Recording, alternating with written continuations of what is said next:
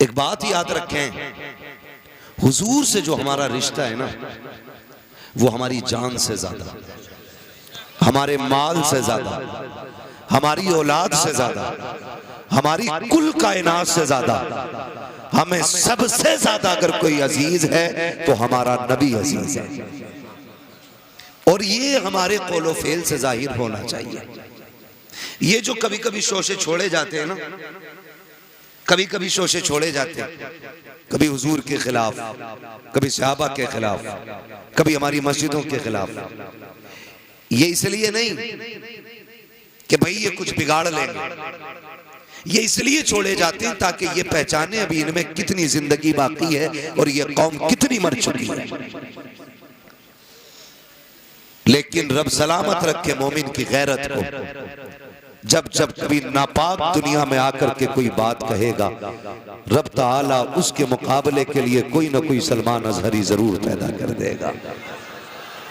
ये क्लियर बात है। दुनिया ये समझती है एक को कैद में डालो, दूसरे को डालो, मुंह बंद हो जाएगा। मैं कहता हूं इतनी बात समझ क्यों नहीं पाते हो?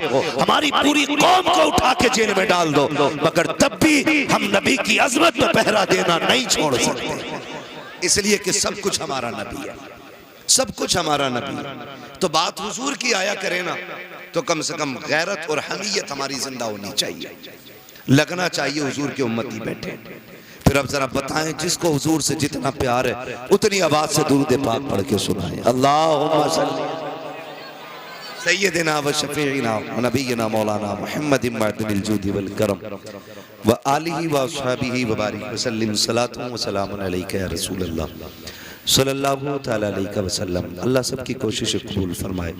इस बच्चे ने सबसे ज्यादा जोर से दुरूद पढ़ा, बहुत अच्छा लगा।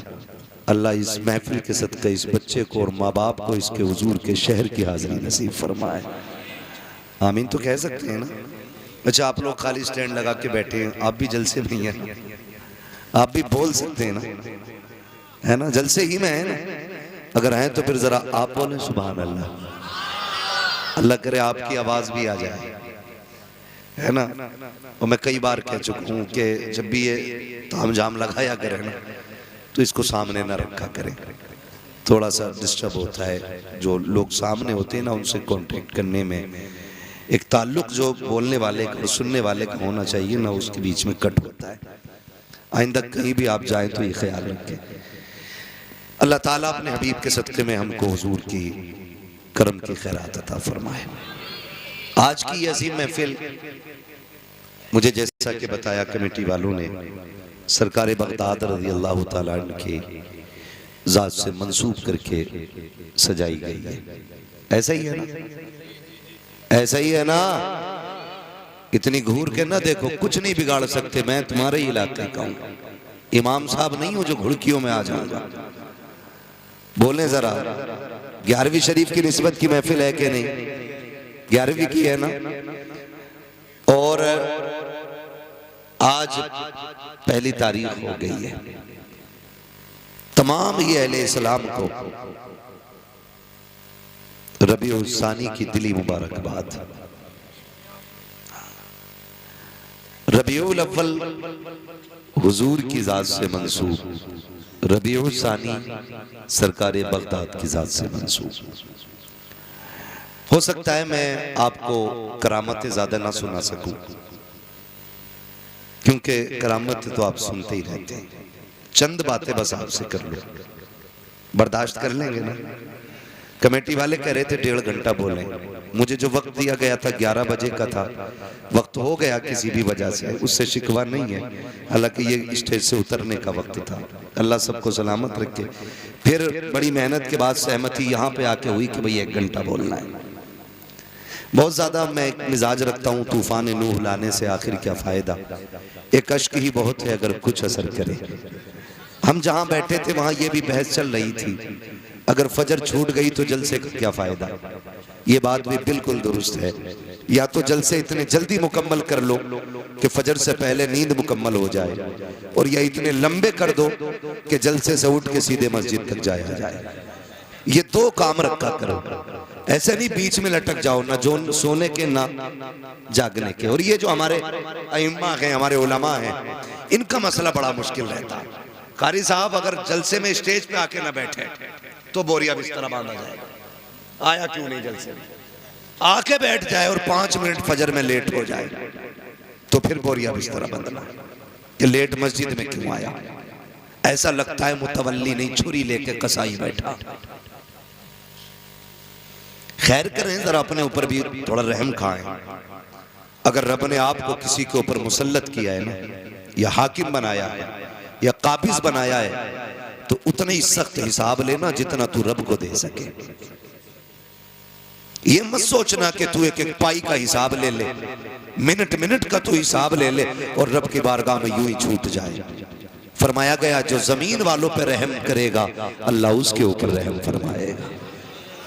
वरना कई बार की कहानी ये है, कई बार की कहानी 3 मिनट लेट हो गई, इमाम साहब नहीं आए। मैं रुक के एक बात कहूं, क्या नमाज इमाम साहब पे ही फर्ज है, हमारे बच्चों पे नहीं है? बोलो है कि नहीं, बोलो है कि नहीं? हमारे जवान बच्चों पे भी नमाज फर्ज है। इमाम के लिए 3 मिनट देख रहा है बैठ के, अगर इमाम 5 मिनट भी लेट आया तो तुझसे नहीं पूछा जाएगा इमाम 5 मिनट लेट क्यों था। अगर तेरे बेटे ने सजदा नहीं किया ना तो तेरी गर्दन पकड़ के पूछा जाएगा, पता तेरा बेटा नमाज में क्यों नहीं था। जिसकी फिक्र करनी चाहिए थी उसकी फिक्र ही नहीं की, और जहां मतलब नहीं वहां सर चढ़ जाते हैं हम लोग। तो थोड़ा सा ये भी सिला रहमी का, वरना मैं पूरी जिम्मेदारी के साथ कहता हूं, खुदा की कसम, इमामों की बड़ी कुर्बानियां होती हैं।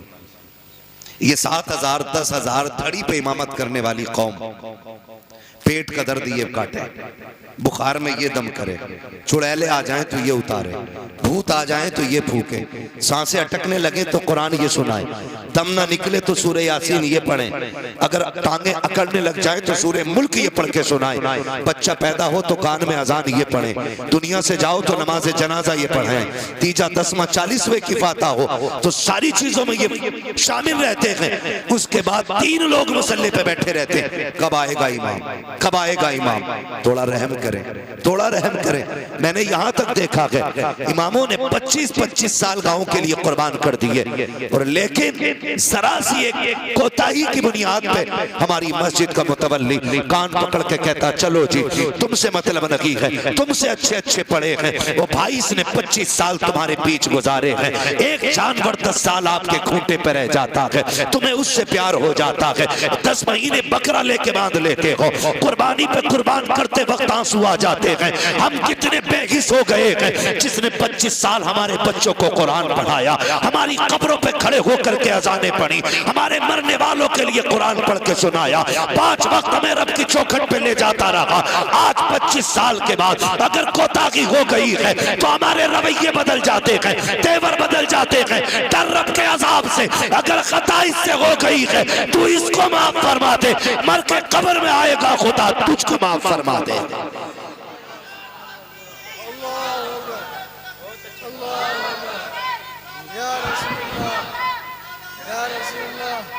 हाँ ये दुख की बात है, दुख की, बदलो अपने रवैये।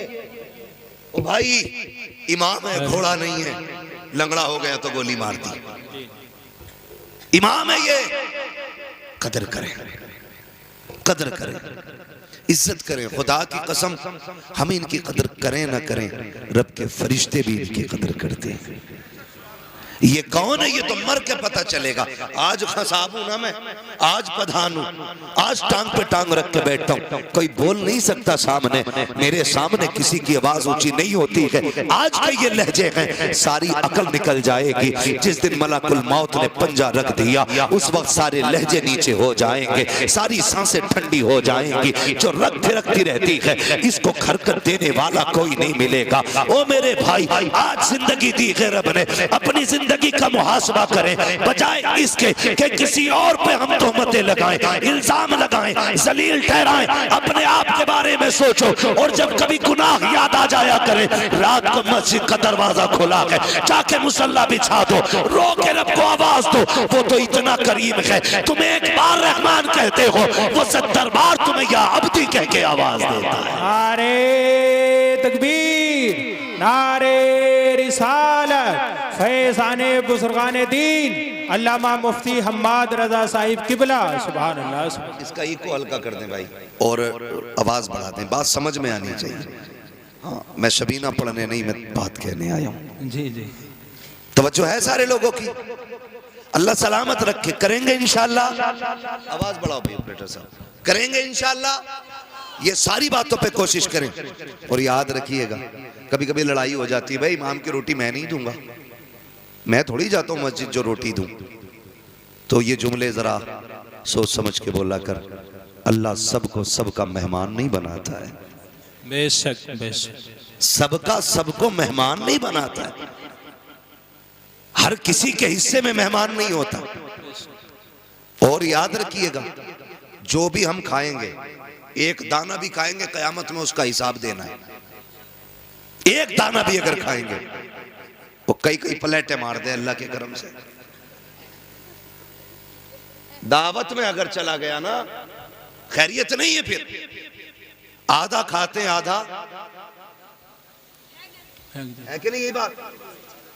एक बाप जब बेटी की रुखसती के लिए रोटी का इंतजाम करता है ना, तो जब गोश्त तुलता हो ना, तब देखो उसे कितनी फिक्र होती है, कितनी फिक्र होती है। एक एक बोटी कम ना रह जाए, एक बोटी कम ना रह जाए। वो फेंकने वालों, थोड़ी गैरत करो। अगर अपने दस्तरखान पे ऐसी बोटियां फेंकते हो तो ठीक है, फिर मर्जी है, वरना हम औकात जानते फेंकने वालों की। अगर बीवी गोश्त का छिछला छुटा के ना सही दख्तर भाई फेंक दे, तो उसके सर पे डंडा लेके खड़ा हो जाता है। हरामखोर, पता नहीं 250 रुपए किलो का लाया हूं, तेरा 250 रुपए किलो का है। ये जो गरीब बाप बेटी के निकाह के लिए एक एक जिंदगी की पाई इकट्ठी करके खाना लगाता है, टेबल पे आधा खा के फेंक देते हो। खुदा की कसम सोच भी नहीं सकते हो उस बाप के कलेजे पे क्या गुजरती है, जिसने जिंदगी भर की कमाई लगा करके खाने का इंतजाम किया है। कदर किया करो रोटियों की, इज्जत किया करो। अल्लाह अगर तुम्हें दे रहा है, इसकी कदर करो, वरना मेरे नबी ने फरमाया, रिस्क की इज्जत करना। अगर ये रूठा तो कभी जिंदगी में एक दाना तुम्हें मैसर नहीं हो सकता है। बेशक बेशक। बंद होने का जरिया ये नहीं है कि रोटी नहीं मिलेगी, गेहूं पैदा होने बंद हो जाएंगे। अभी लगा है बीमारी खेतों में, ईद के पत्ते सूख गए। मैं भी बैठा था गांव में अपने, तो बातें होने लगी, बोले ईद को कोरोना हो गया। क्या हुआ भाई, ये कैसे हुआ है ना? ईद को कोरोना हो गया। क्या हुआ कि पत्ते सूख रहे हैं, 20 बीघे सूख गई, 30 बीघे सूख गई। मैंने कभी पिछले हफ्ते में आया था, तुम तो कह रहे थे मेरे खेत के जैसा किसी का खेत नहीं। उस टाइम पता क्या बात कही जा रही थी? उस टाइम कह रहे थे जो दवा मैंने डाली है ना, किसी ने नहीं डाली। किसी का गन्ना ज्यादा काला तो कह रहा जो बीज मेरा है ना वो बीज है, किसी का ही नहीं।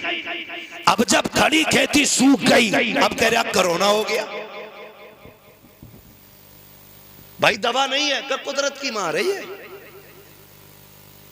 कोई दवा से ही ठीक ना हो रहा। मैंने कहा तू याद कर अपने लहजे, खुदा की कसम रज़्ज़ाक़ अल्लाह है।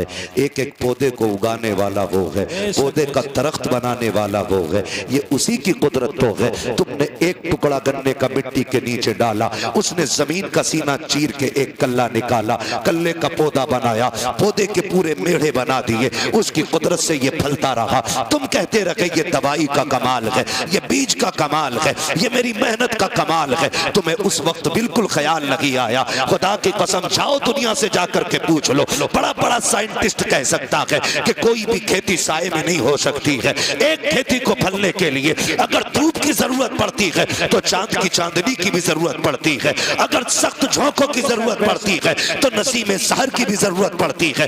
एक पौधे को बहाल करने के लिए रब ने कितना बड़ा निजाम लगाया है। कभी सूरज से सुखाया गया, कभी चांद से भिगोया गया, कभी सख्त हवाओं से पानी निचोड़ा गया, कभी बादे सबा से पौधों का मुंह धुला गया। तुम ये कहते हो कि ये दवाई का कमाल है, नहीं, तुम्हें उस वक्त कहना था ये खुदा की कुदरत से हो रहा है। खुदा की कसम, दवा डालता या ना डालता, ना कोरोना होता ना डरोना होता, अपनी खेती खुदा के हवाले कर दे। एक एक बीज अल्लाह तेरे घर तक हिफाजत से पहुंचा दे। नारे तकबीर, नारे रिसालत, नारे हैदरी। अल्लामा मुफ्ती हम्माद रजा साहिब किबला, बहुत अच्छा पैगाम है माशाअल्लाह। करो कुछ, बहुत अच्छा, बहुत अल्लाह की कुदरत का इनकार न करो। बेशक, फसल अच्छी हो तो क्या शुक्र है तेरा, ना कहो तो मालिक सब्र करता हूं। ये जो करोने हो रहे हैं ना, ये करोने इसलिए हो रहे हैं खेती में क्योंकि उशर कोई नहीं देता जी। हिसाब लगा रहे यार, 2.5 लाख का गन्ना हुआ और 2.5 लाख में अल्लाह का कितना, ये ना बताएगा। यही बात, जब हम उशर और ज़कात नहीं देंगे तो फसलें मारी जाएंगी। बेशक, बनी इसराइल का दौर है। एक नबी उस वक्त के पहाड़ पर थे। वो कहते हैं कि मैंने अचानक बादलों के अंदर से आवाज सुनी, कोई कह रहा था चलो फलां के खेत को सैराब करो। तवज्जो है ना, सुन रहे मेरी बात? अल्लाह करे ये बात आपकी समझ में आ जाए। हाँ, तो वो कहते हैं कि जब मैंने बादल से ये आवाज सुनी ना तो मैंने गौर किया ये जा किधर रहा। कहते हैं जहां मैं था वहां बादल बरसा और वहां से एक नाले की शक्ल में पानी चला। वो बयान करते हैं कि मैं पानी के साथ साथ चला, मैंने जाके देखा एक किसान अपने खेत में पानी भर रहा था। मैंने जो नाम सुना था, जो बादलों में नाम लिया गया था, फलां का खेत सैराब करना है, कहते मैंने उससे जाके पूछा तेरा नाम क्या? उसने वही नाम बताया। जब उसने वही नाम बताया तो मैंने उससे कहा यार बता नेकी कौन सी करके बैठा है, इबादत कौन सी की है? कहा क्यों? कहा ये बादल सिर्फ तेरे लिए बरसाया गया था। ये बनी इसराइल के नबी कहते हैं, जो उस वक्त के नबी हैं। वो कहते उस वक्त के नबी थे। उन्होंने कहा, मैंने कहा यार बता नेकी कौन सी की है, कौन सी इबादत करके बैठा है जो तेरे लिए सिर्फ बादल बरसा है? उसकी आंख में आंसू आ गए। उसने कहा इबादत क्या करूंगा, मैं रब का गुनाहगार बंदा। कहा फिर ये बादल तेरे लिए क्यों बरसा, क्या अमल करता है? उसने कहा जब मेरी खेती तैयार हो जाती है, इससे जो भी पैदा होता है उसके मैं 3 हिस्से किया करता हूँ। एक हिस्सा बच्चों पे खर्च करता हूँ, एक हिस्सा अल्लाह की रजा के लिए गरीबों में तकसीम करता हूँ, एक हिस्सा फसल में लगा देता हूँ। अल्लाह अकबर। आवाज आई जो हमारे लिए गरीबों पे खर्च करता है उसकी फसलें मारी नहीं जाती हैं, अल्लाह उसके नसीब का पत्थरों से पैदा फरमा दे। सुभान अल्लाह, सुभान अल्लाह, माशाअल्लाह। लेकिन हम अगर पड़ा हुआ मिल जाए ना तो माले गनीमत, रातों रात बटियां की बटियां साफ। ओ भाई, जिंदगी ज़ाब्ते के साथ गुजारे, ज़ाब्ते के साथ गुजारे। हम कुछ भी नहीं और कोई औकात हमारी नहीं, सिर्फ इतनी है कि तेरे टुकड़ों पे पले गैर की ठोकर पे न डाल। बेशक, झड़कियां खाएं कहां छोड़ के सदका तेरा। हम कुछ भी है ना हुजूर के करम से, हुजूर के करम से। ये तो नसीब है हमारा कि हम हुजूर की उम्मत में पैदा हुए। और खुदा की कसम